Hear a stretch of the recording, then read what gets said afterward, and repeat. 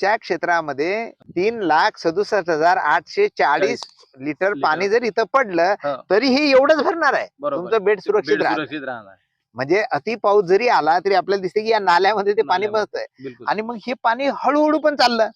म्हणजे जेव्हा पाणी जमिनीतून हळूहळू जातं तर हे गाड घेऊन जात नाही आणि सोबत पाणी मुरण्याचं स्पीड वाढतं. म्हणजे जेवढं पाणी हळू वाहणार तेवढा त्या पाण्याचा स्पीड वाढणार. आणि म्हणून आपण सजेस्ट करतोय की पेरणी करताना आपल्याला या स्मार्ट पद्धतीने करायची आहे. म्हणजे या स्मार्ट पद्धतीने जर आपण पेरणी केली तर मग काय होतं की जेव्हा पाऊस जास्त झाला तर बी दडपणार नाही, बी वर आहे, पाणी याच्यामध्ये साचून राहतं. आता पाऊस कमी पडला तरी मात्र हे जे पाणी यामध्ये साचलेलं आहे हे वरंबा ओढून घेतोय. हे पाणी असं बाजूला पसरतं आणि मग याच्यामध्ये ओलावा टिकून राहतोय. म्हणजे आपल्याला पावसाचा खंड जरी पडला तर त्यामध्ये सुद्धा फायदा होतो. म्हणजे दोन्ही. आणि हे जसं पेरणीच्या वेळेस होतं